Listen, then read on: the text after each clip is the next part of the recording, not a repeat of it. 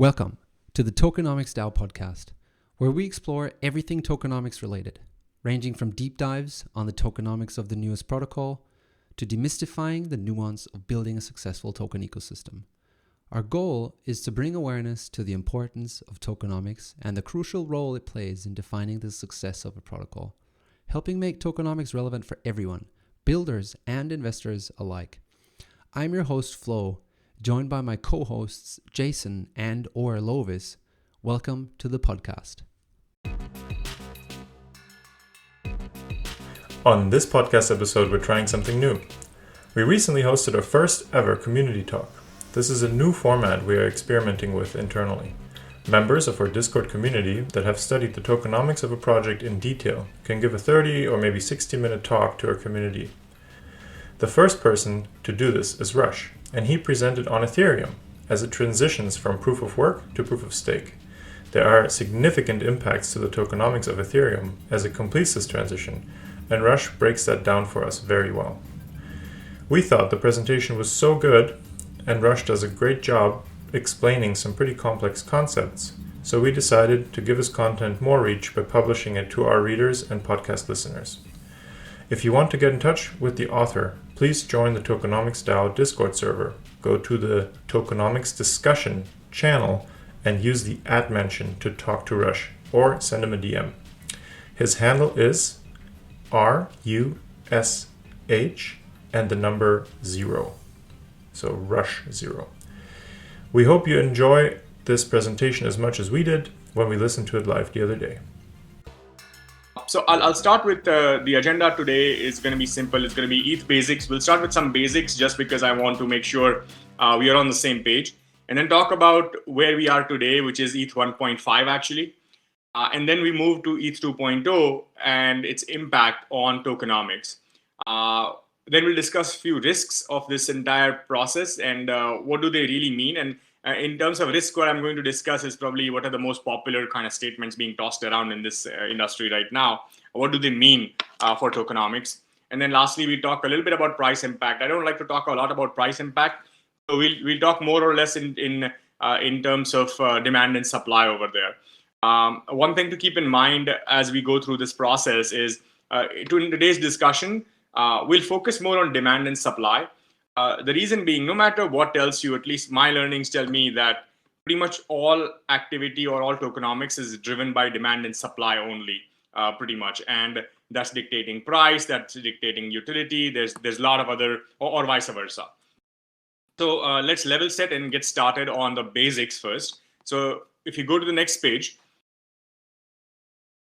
you probably heard the top 3 terms being used a lot in the industry, which is data availability layer, consensus layer, and execution layer. And I just want to kind of level set and explain to everybody sort of what they really mean at a very high kind of level, because this will become important and it has a huge implication on the tokenomics.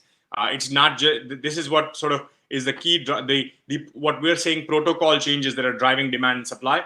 These are the protocol level changes that are driving that. So Ethereum basically has 3 layers. Think of it as just 3 broad layers. One is data availability, the other is consensus layer, and the third is the execution layer. And what is the data? And for that, let's try and understand what is the most basic layer, which is the data availability layer. If you think about Ethereum as what you've heard probably also being tossed around as a EVM or the ledger, basically it's the ledger is in a certain state right now. And when you add a transaction to it, it moves to a different state. And that state is actually the data availability layer. Transactions are cryptographically signed, as we know.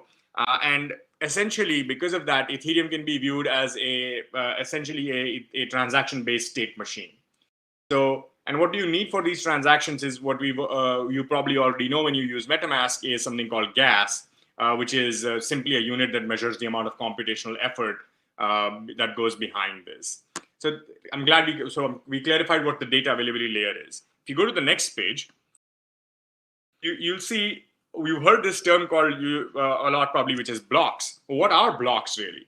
Blocks are nothing but tranches of these transactions put together to change this data availability layer. So instead of having just one transaction at a time, you sort of batch them and you put them in a block. That's the easiest way to think about it. And what this is the consensus layer where the blocks are. And this is what gives, as you link these blocks together, you get the blockchain, essentially, the namesake blockchain. Now, these blocks are essentially cryptographically derived, and this is what prevents fraud. This is what prevents false transactions, false entries, and keeps them in a specific order because they are hashed, as you heard. And the subsequent hashes, if the hash changes, it changes the order, and that everybody notices in the blockchain, and that kind of that invalidates the transaction. So T1 must always come before T5, let's say, and that is essentially cryptographically controlled. So who does this? So if you go on the next page, we'll see who is actually doing. How would you achieve consensus? I think that's the main question. So if you switch to the next page, Vinny.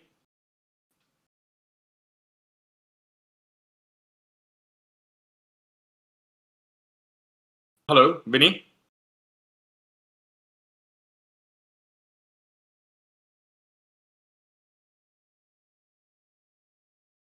Yeah.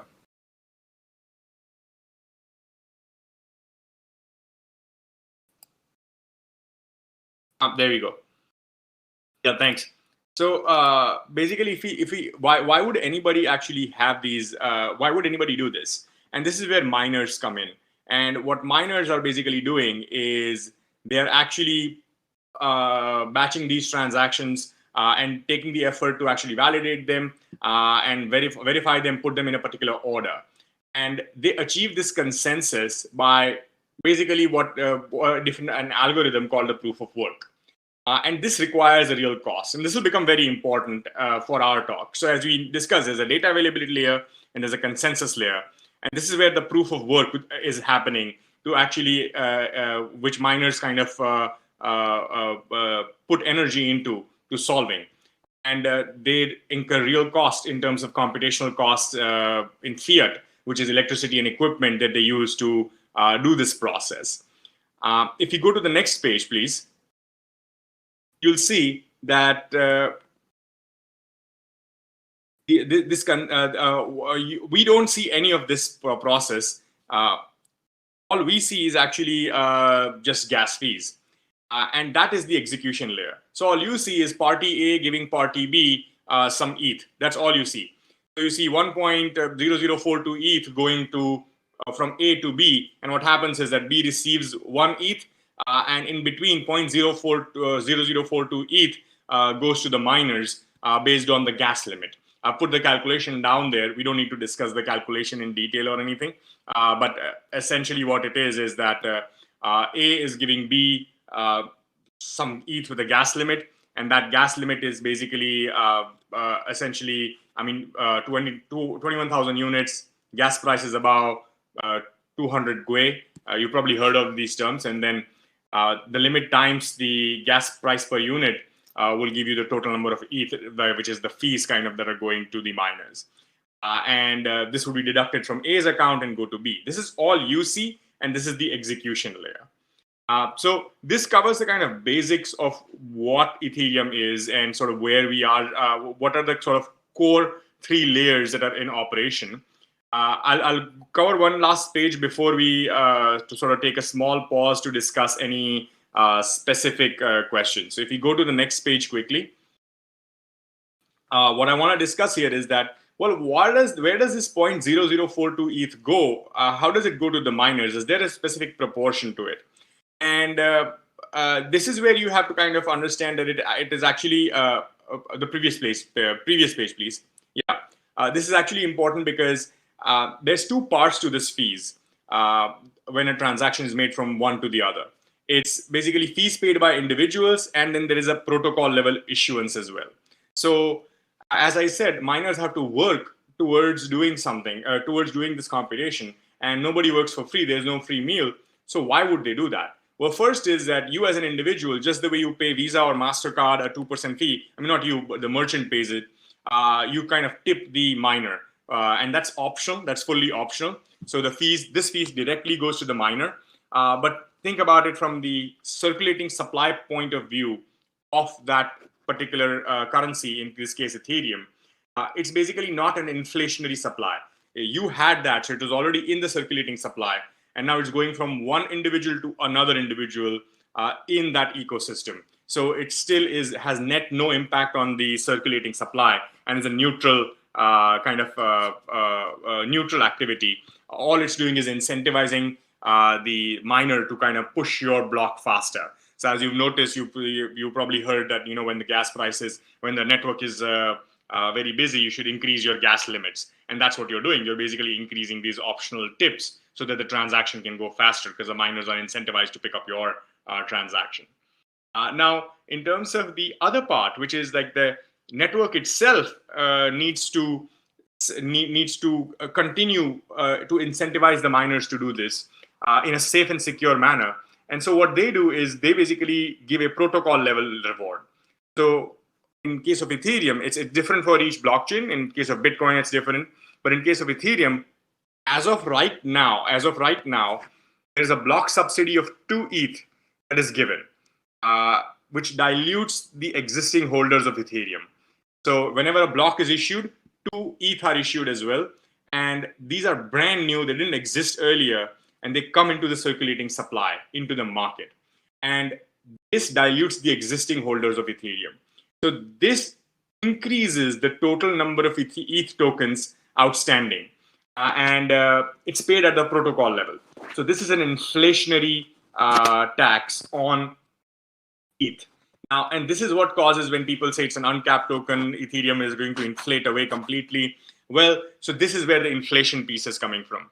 This also does a second problem, introduces a second problem, which is it makes fees for transaction very unreliable. Because what happens is, as I said earlier, when things are too busy, you just add a lot of tips. And so the transactions keep getting more and more expensive. The protocol level fees remains the same, but the transaction keeps getting more and more expensive. And hence, you basically get a network that becomes almost unusable because gas fees are so high. So that's happening because of the top part, where fees paid by individuals for optional tips are increasing further and further, or miners just won't pick up your block, right? So that's the kind of basics that covers everything so far in terms of mining, in terms of ETH issuance, right? And this is the supply side of the network, right? So this is sort of purely talking about how ETH supply inflates. And this is all happening at the consensus layer, because the consensus layer is incentivizing miners to do this. So that's the point of issuing ETH. Before I go to the next slide, I want to take a small pause to clear any questions you have before I go into the demand supply side. So if there's any questions, please speak up right now.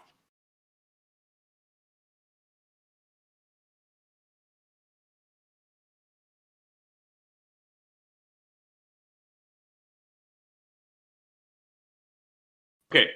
So it seems that there's not too many questions here, so I'll continue for now. So what that does to the state of Ethereum is that it creates an inflationary asset, as we said earlier, where there's more and more ETH being issued as more and more transactions come through, and people need to be incentivized to kind of keep mining it. There is also a net positive sell pressure. I'll take a pause here, and I want to very clearly specify this, that why does this sell pressure exist? So let's understand, what is the blockchain really selling? So just think about this. If Apple sells iPhones, Facebook sells eyeballs, blockchains sell Blockspace. That's what makes Blockspace valuable. People want to transact on Ethereum, hence they are demanding, they are basically essentially demanding more block space. And as you demand more block space, gas prices skyrocket as competition for block space increases in times of high utilization, right? So what Ethereum basically sells as a product at its core is block space. And that's something to really understand quite well when you analyze different parameters across different coins. Bitcoin's kind of doing the same thing. It's selling its own block space, and so is Solana and others, right? But there's different mechanisms through which they sell it, and there's different incentivization on top of it as well. I can probably open the floor, and maybe if somebody wants to answer, well, do L2s sell block space like Polygon or something like Arbitrum or anything like that? Do they sell Blockspace? If you guys want to take a gander, I mean, go ahead and put it in the channel or answer. I can respond back to that later on when we're done. So what the blockchain sells is Blockspace. ETH is selling ETH blocks. And what is it buying though? What is the blockchain buying? Well, the blockchain is buying security for the network by issuing more ETH. So to secure this block space, to make sure that it is executed properly, it is transacted properly, there's no double counting, and miners are actually working well, they have to securitize the network. And so what they're buying is security by giving people ETH. Ethereum pays for this by issuing ETH as rewards for the network. So this is the proof of work mining reward, is essentially buying security. And there are some major issues here, because what this leads to is, as Blockspace demand rises, so does ETH issuance. So it makes it very inflationary. And also miners are actually putting in real electricity and work into real costs, incurring real costs in securitizing this. And this cost needs to be paid. And because of that, what they end up doing is constantly keep selling the ETH that they're earning as reward, or some portion of that ETH, to pay for those bills. So this creates an immediate short-term pressure on ETH to sell. And this sell pressure from miners is basically unending. I mean, what we've seen so far is it's constantly increasing, actually. Now, there's two parts to this: the inflationary part and the net positive sell pressure part. Is an inflationary token bad? That's not necessary. I mean, if you think about it, the US dollar is actually inflationary, and why wouldn't it be? Because it's the most utilized currency. In fact, the supply of a currency that is being utilized more and more productively, you would expect it to increase. So it's just like any other asset. Increasing supply in response to high demand leads to further increasing utilization, right? So it's not necessarily a bad thing. It can be bad under certain situations, but we can take that in a different discussion. But and then the second part to this is the net positive sell pressure. And what this creates is, you're basically creating a asset that is a structurally supply-oriented asset. It has a structural supply flow. It's structurally, it's always going to inflate. It's always going to create a sell pressure. It's always going to be adding more ETH into the system than is actually being utilized at that point. That's a very important point. Most people don't grasp it, and it might be hard on this talk as well, but we can go into details of it later on. And as a result, what that does is you have a net inflationary asset, which is net positive. So inflationary asset with net positive sell pressure. I know this is very dense information. We've covered a lot, and I tend to talk a little fast as well. So I just want to pause here and take some time to really answer any questions. I know Winnie had a few questions earlier, so if there's anything, please let me know before we jump to the next section.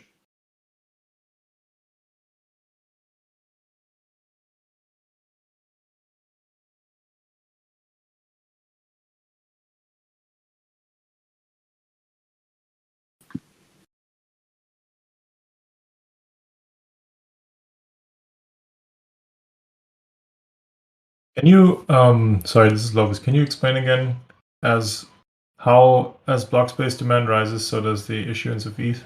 How is that correlated again? So Blockspace demand rises and the issuance of ETH. Okay, so as Blockspace demand rises, right, what happens is more and more blocks come in. And as more and more blocks come in, or more and more transactions come in, you have to create more and more blocks so that there's a backlog of transactions coming in that need to be kind of processed. And as they get processed, what happens is, as you issue each block at the protocol level, you're going to issue 2 ETH as a reward to the miner, right? As we saw in the previous page.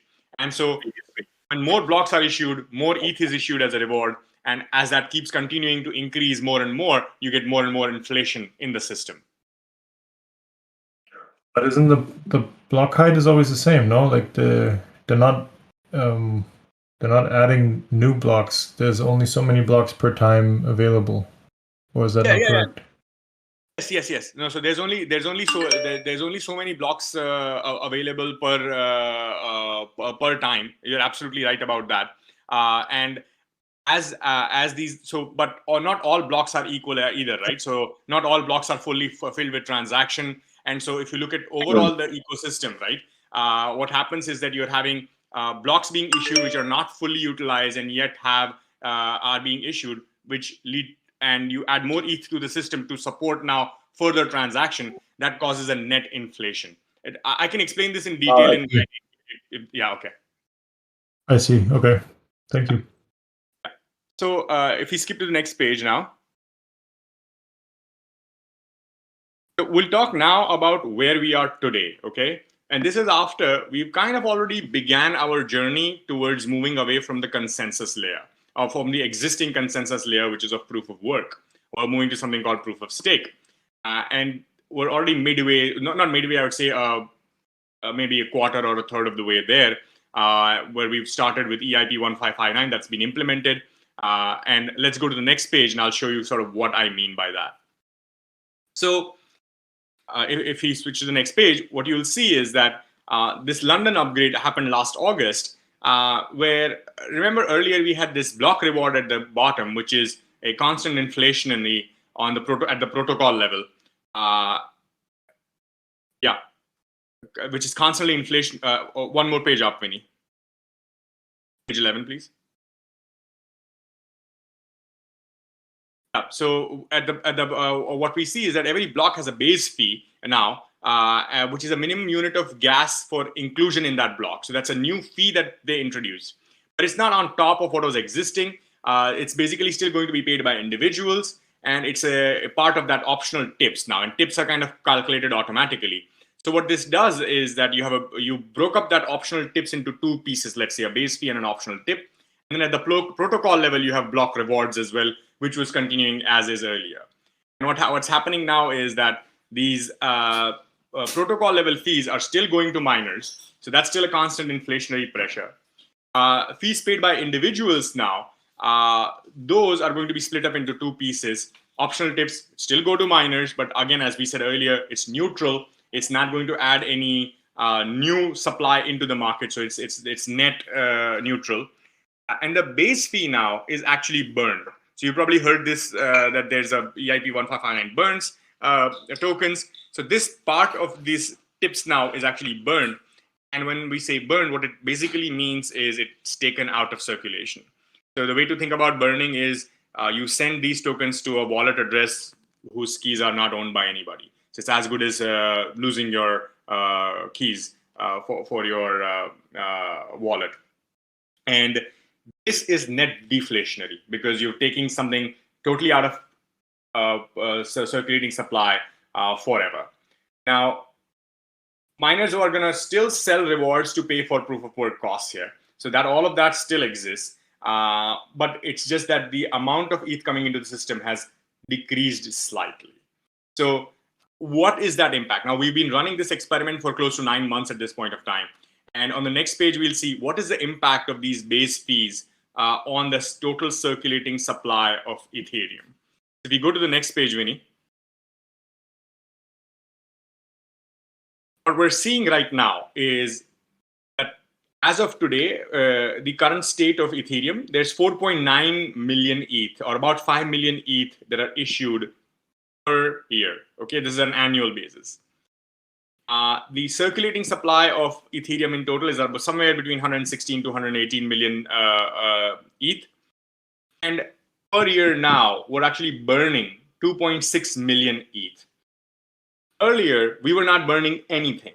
And it was only issuance, which is around 4.5% or so of the total network value that is happening per year. But now the net effect of EIP 1559 is to actually basically burn a third of the total ETH supply, meaning that the net increase in total supply is currently around 2.7% as opposed to 4.5%. And what has happened specifically in times of on certain days is that the burn ratio for that day, calculated to the issuance ratio for that day, is actually net negative. So for those days, the entire network was essentially deflationary. And This is the power of EIP 1559. And why did we even need to do this? The reason for that was that, as you saw earlier when I said that when in times of when the network was busy, people would just add more tips and put more transactions or fast track that transaction.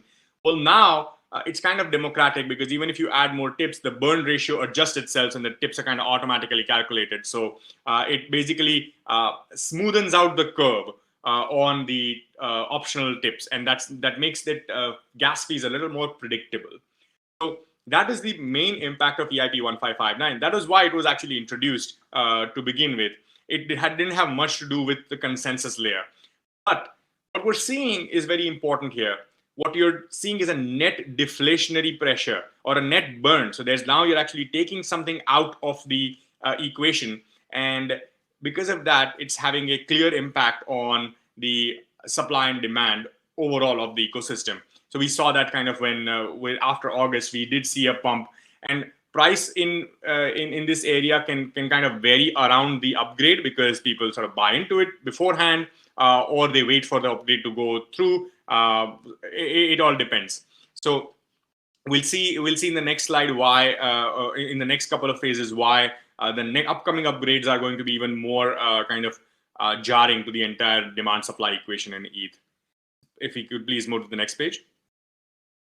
So from now on, we're going to talk now purely about ETH 2.0 and sort of what is proof of stake, and what is this merge, and what is the impact of it on the tokenomics. And we'll try to stay less technical and focus more on the tokenomics aspect of it. There's a lot of changes happening in this protocol because of moving to proof of stake. I'll try to stick very specifically to demand supply levers for our time. On the next page, on page 14, please, you'll see that what is the merge and what does it do to issuance. So what the merge does is, as we earlier had a consensus layer, which was basically focusing on proof of work, what we're now doing is basically moving the consensus to a new algorithm, which is proof of stake. And what is the main difference between proof of work and proof of stake? Well, proof of stake is basically when earlier in proof of work, nodes could validate it only if they had a GPU miner or an ASIC miner and had like the kind of computational power to do it. In proof of stake, nodes that actually hold ETH already are allowed to basically validate a particular transaction. So that really changes dynamics for miners, or let's call miners or stakers, or people who are, let's just call them nodes that are validating these transactions. And what is that change? So in case of proof of work, what happens is you have a fixed cost element for the miner and a variable cost. So I'm just trying to analyze this based from a very sort of clean, accounting principles. Like if there's a commodity, it has a cost of production. The cost can be split up into the capex, which is the fixed cost. So it's capital expenditures, and then variable costs, which are operations related costs. So the capex for this company, Ethereum, in proof of work was basically miners. You had to buy mining equipment, right? And those are expensive. And then the variable cost is actually electricity. So there's a lot of electricity that you have to put into mining this. One more thing I want to also add here is that this fixed cost or capex, capital expenditure, is not constant, because miners get outdated, and every couple of years you actually have to buy a new miner as well to just stay computationally relevant. However, as we move to proof of stake, now to set up a node, all you need is basically a laptop, a decent laptop, I would say, and a stack of 32 ETH to run your own node.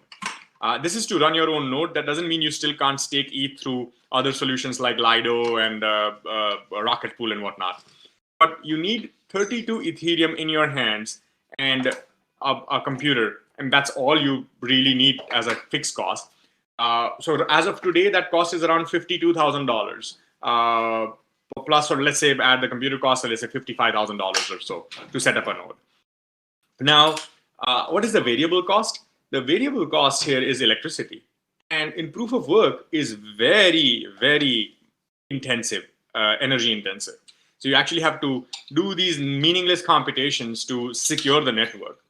But proof of stake, by actually holding ETH into that node, and I don't want to get into the technicalities of why that is, But by holding this ETH, you're actually reducing the supply of reducing the electricity required to mine these assets by I would say 99.9% pretty much. So now in proof of stake, the variable, and if you think about it from the staker's perspective or the miner's perspective, what they are more concerned about is the variable cost, not the fixed cost. They've already invested that. They'll make the return on it as the coin appreciates over a period of time. But the variable cost they have to pay on a monthly basis, which causes this sell pressure on the token.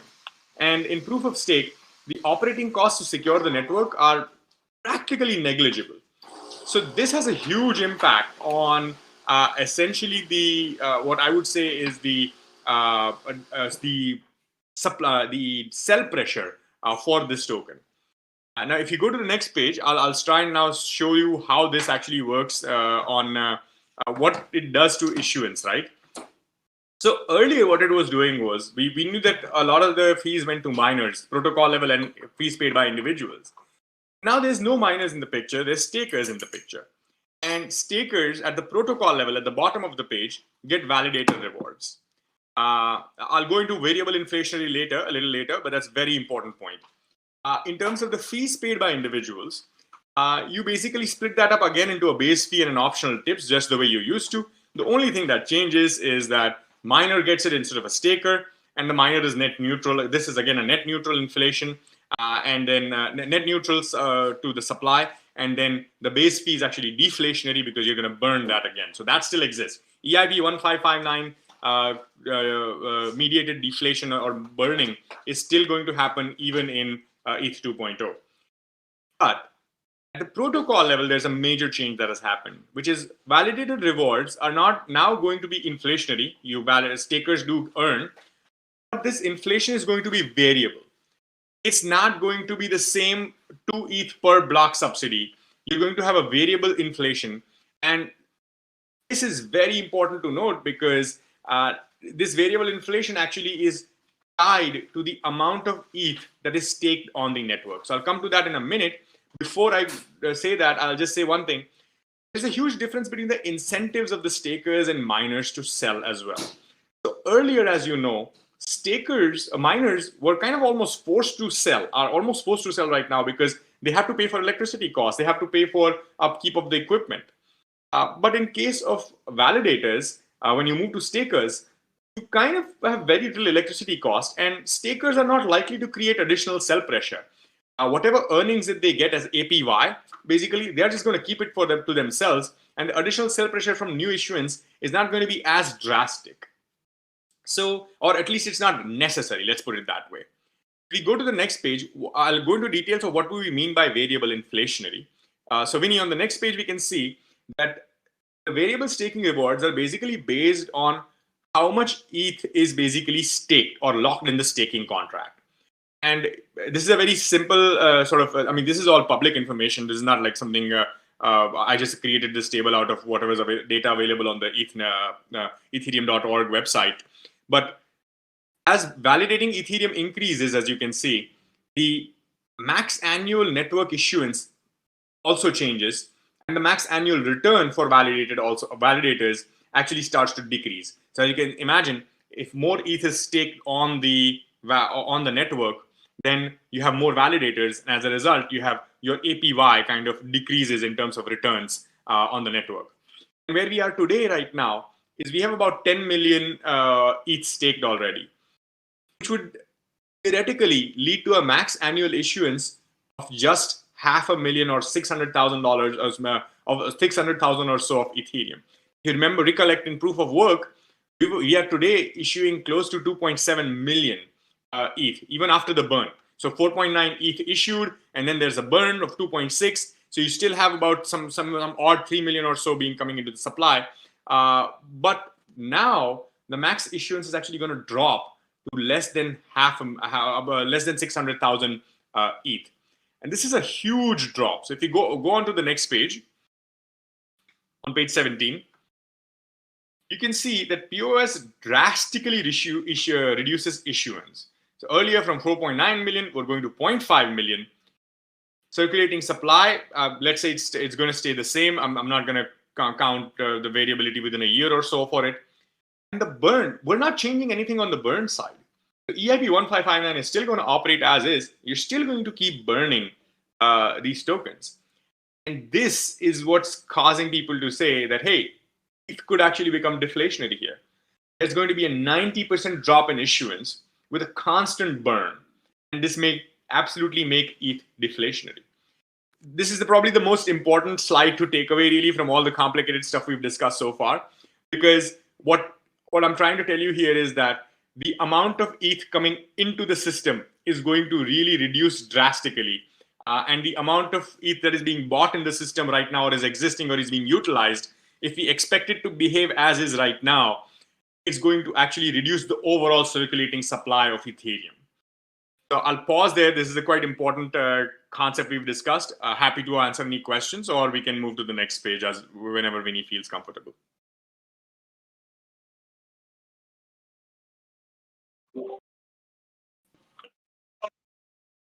Just a quick question. Are you going to cover the impact on gas fees from this? Yeah, so not today. I wouldn't cover the specific impacts of gas fees. I'll just tell you one thing that so gas fees, pricing, all of those are kind of tied. I'll talk about it briefly, but maybe if you want to have a deeper discussion on it, it'll have to be a separate lecture because it can get quite complex. But in general, what will happen is as price of Ethereum trends up and as utilization trends up, you get an increase in gas fees. ETH 1559 typically smooths out the curve, but it doesn't lower the curve per se. So that's number one. Actually, okay, I see, lower. Sorry. Lovis, I get where you're going with this question. I will cover that very briefly. Yes. So let's just move to the next page if there's no other questions. Sure. Okay. So the risks are several. First of all, is the merge technically, that merge is technically not feasible, right? Like people keep saying that. I mean, you probably heard a lot about this. I will say, this is my personal opinion. At this point, I can say this is probably false. Given the kind of developments that are already happening in the network, we've already had the Ropsten testnet, which is ready to merge by June 8th. There's a lot of FUD created on it yesterday because it hit its TTD early, but that really has no significance on the merge dynamics, really. So up till now, all the test nets have very smoothly sort of come together. So at least it looks pretty hopeful that August seems like a very likely time to kind of merge. So technically, it is feasible. We've done it already. It's been done in the test nets already. The merge will be delayed as usual. Maybe there's a huge maybe here. It's at the end of the day, it's computer code. It can something can come up and we just don't know. And if something comes up, it's best to wait when you're actually transitioning an entire system, which is worth a couple of $1 billion, several hundreds of billions of dollars from one system to the other. A very nice analogy here would be you're driving a gasoline car, a petrol or gasoline car right now at 120 miles an hour. And what you're trying to do is while you're driving at that speed, you're trying to change its combustion from gasoline to batteries to EV, and you're doing that transition while this car is running at 120 miles per hour. That's what you're trying to do. So it could be delayed. Low gas fees means no rewards for stakers. That's absolutely false. First of all, gas fees, as we pointed earlier. Let me make this a pop quiz, actually. So we're going to make a change in the consensus layer. We're not making any changes in the data availability layer, and we're not making any changes in the execution layer. So would that have any impact on gas fees? Anybody? I guess not, but I have to admit, I don't really understand why it doesn't. Okay, so basically gas fees, I mean, we haven't really done anything with the gas fees. So the gas fees are being incurred. We haven't really touched that part of the whole consensus at all, right? All we've done is only changed issuance to move to proof of stake. But all of the gas fees are still being paid in the same manner. what I'm trying to tell you is that the network, the mechanism is still inefficient in several ways. You want to lower gas fees, and this happens because you want to securitize the network. So if you want to keep securitizing the network, you have to pay these rewards at the protocol level, which ends up becoming a part of gas fees. And this is what's basically, this securitization is essentially right now not being tinkered with. All you're changing is just the consensus layer. And that's not really going to change much on the gas fees at all. You're still going to have the same issues. When it gets clogged, you're going to have more tips going in. There's going to be a bigger burn that will have an impact on demand and supply, but that you're still paying those fees. They're just getting burned. So it's positive for the network, but for the usage or for demand and supply of the network, but for the usage of the network, you're still going to face very high gas fees if sometimes demand goes through the roof. So I can explain that in details as well, but as a short answer to your question, Lois, was no impact on gas fees with this upgrade. That'll happen maybe when Ethereum 2.0 is fully launched, which will be, I would say, anywhere in 2023 when dank sharding comes in. And dank sharding is a completely different topic that we can talk about on a different time. So that's something to keep in mind. And then L2s are going to cannibalize ETH. So what are we doing right now? We're basically using L2s like Polygon and Loopring and all to basically reduce gas fees.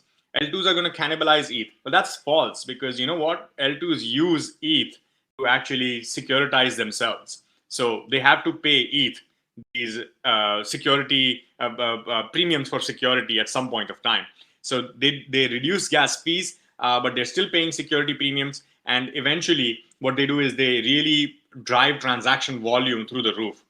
And that actually, as you increase volume, you're still going to be collecting a lot of fees for the network. And a growing protocol should not be deflating. This is a big maybe. And this is more of a crypto economics piece on demand and supply. Should a growing protocol really be deflating? So if, for example, gold was being increasingly accepted as store of value, let's say, would decreasing the amount of gold systematically over a period of time, what would be that impact on the utilization?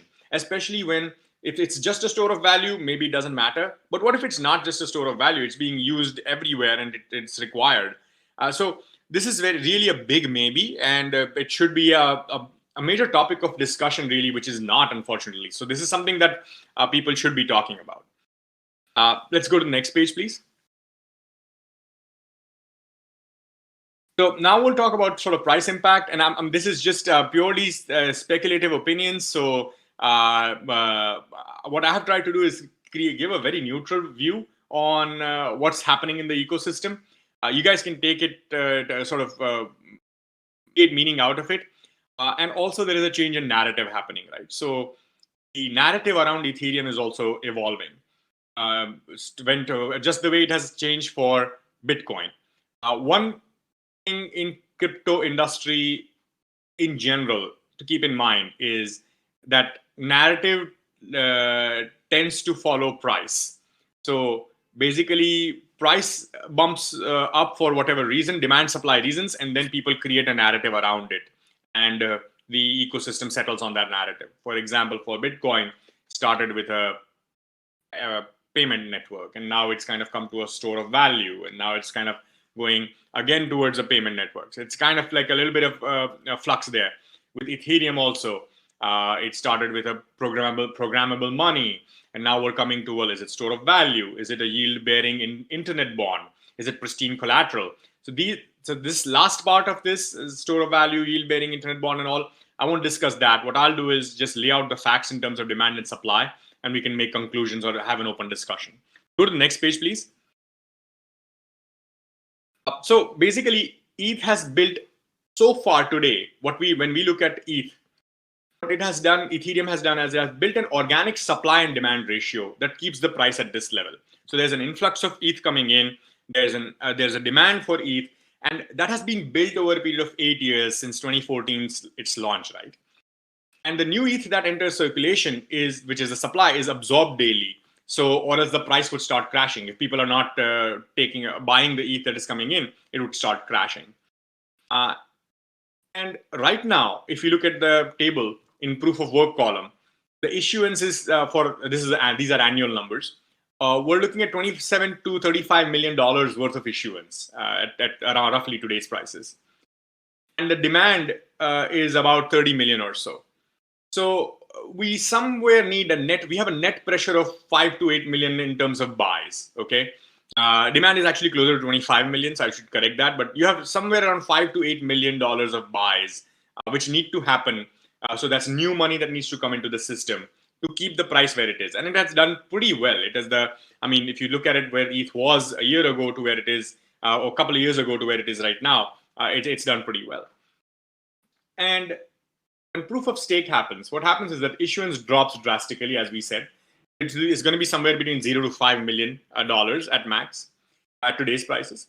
And then the demand is actually going to be still the same, because if we're not assuming any utilization is going to change or it's going to disappear or anything like that, people are still, the assumption is that organic demand is still going to stay. So now it creates a net sell pressure.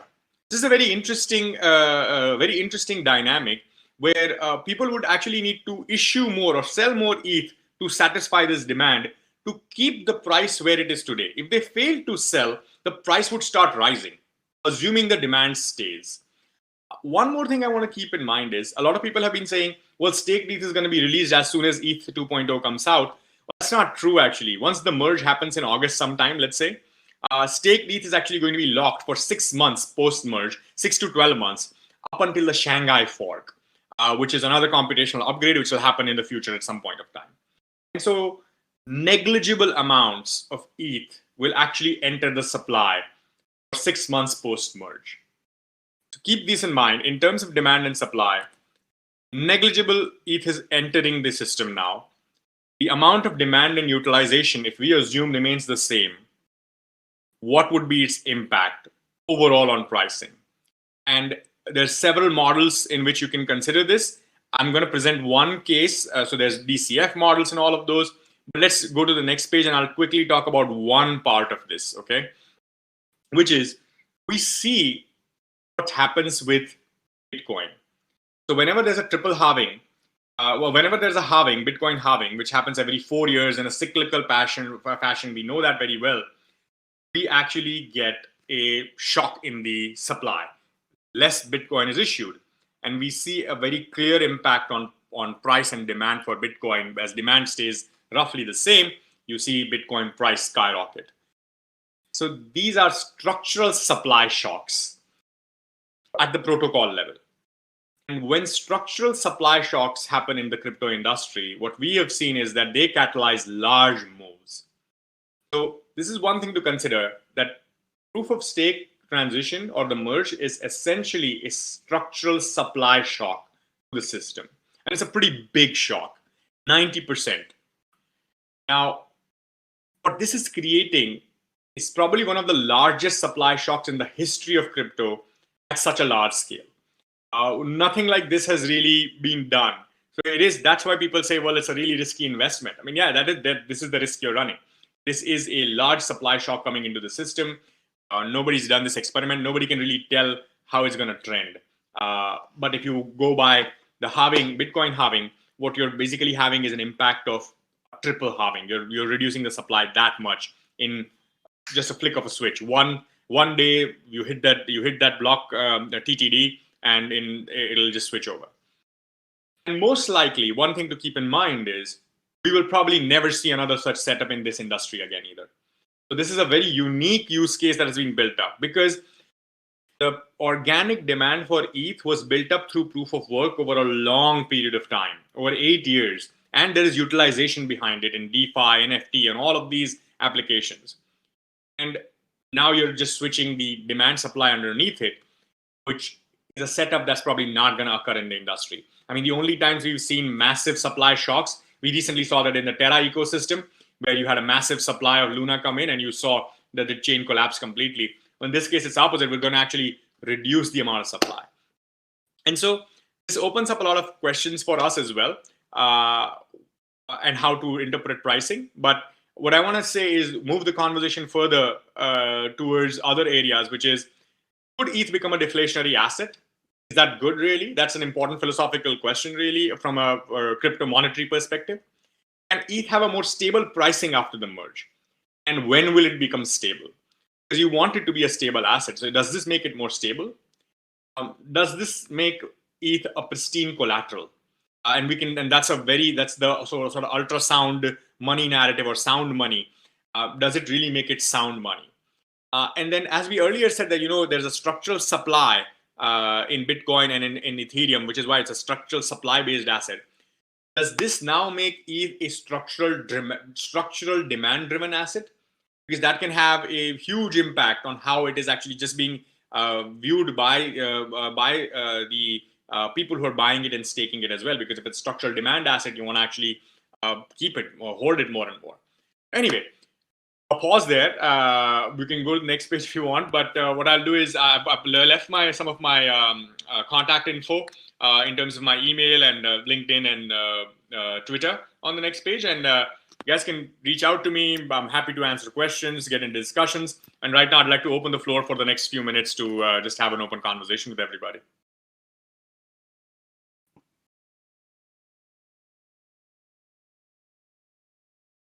Hi there. Yeah, I have a question.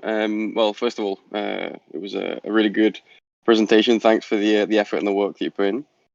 Yeah, I wanted to ask sort of like I have I guess a minor concern with, so obviously transitioning to a proof of stake system. The fact that Ethereum obviously has many use cases outside of staking, doesn't that provide some sort of a security risk in that obviously more use cases, like you mentioned before, DeFi, Ethereum, NFTs and whatnot, obviously that provides more Ethereum on the market, meaning that it is possible to obviously possibly buy a large amount of supply. Yeah, so there's a lot of value locked in DeFi, if that's what you mean, right? Like, so there's like 40 million amount ETH that are like transacted just in DeFi applications on a daily basis. So yes, there's a lot of value already locked over there. But the transition to proof of, so as I said again, we are not making any changes at the execution layer.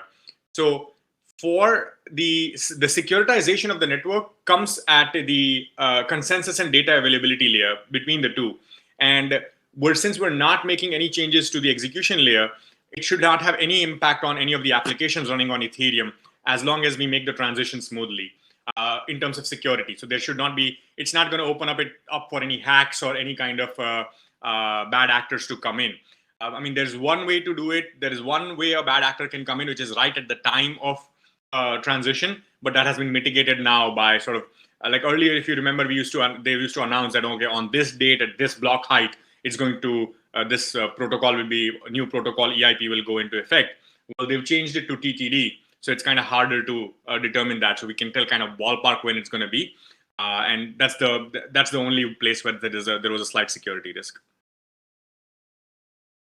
I just thought that obviously in a proof of stake system, the security came from not having, as in the asset price being high and the amount of supply that you can obviously buy to gain majority in the system being locked, as in not actually being on the market. I don't know if that may not be the case here. I don't know. Yeah, okay, I see what you mean. Yeah. So, so in this case too, yeah. So actually, there's a lot of mechanisms in moving to proof of stake that prevent such bad actors. So in proof of work, as you know, you can do a 51% attack, right? Where you just basically, somebody owns 51% of the hash power, they can corrupt the network. Yeah. In ETH, in staking, it's a completely different situation. Basically, in staking, whenever a validator node, if they give a corrupted what you may call corrupted transaction, they essentially get slashed. So they're basically penalized. They lose their existing ETH and they are kicked out of the network. And then since it's individual validators that are doing that, it's not that you can just actually bunch up a whole bunch of validators together and then make them act in unison. And even to do that, that would mean that you would actually need to own basically like literally more than half of the ETH out there, which I don't think is feasible at this point of time by a single actor. Obviously, even trying to acquire that amount of ETH would sort of like notice, right? Yeah, people are going to notice as soon as that starts happening. Yeah, and then via governance, you can sort of like mitigate it, I guess. Okay, thanks a lot. Yep, no worries. Okay, so if there's no more questions, I would love to hop onto my next call. Thank you so much, everybody, for your time. Please reach out to me. I really enjoy discussing crypto economics with everyone. And if there's more interest in doing such more talks or writing an article or doing something about this, let's have a discussion on this on the channel, on the right channel. I think Vinny can, or Lovis, whoever, one of you guys can guide us in taking it, going to the next steps here. Would like to thank you so much for this wonderful presentation. It's a really interesting topic, and having this opportunity to talk into the detail about this merge, it's a really good opportunity and a really nice event for our community. So Lovis, do you want to speak some words to the community? Yeah, thank you again so much. It was really, really cool. I definitely learned something. I thought I already knew it all, but definitely did not. And yeah, any of you guys that are here that aren't already involved in becoming a contributor to this DAO, I just want to invite you to join one of our Thursday calls where we, in the events, you can see they're called the weekly cohort calls. So if you're interested in figuring out how to become a contributor in this DAO, feel free to join us on a Thursday, and we'll go through the process. And yeah, looking forward to seeing you guys there. Thank you so much.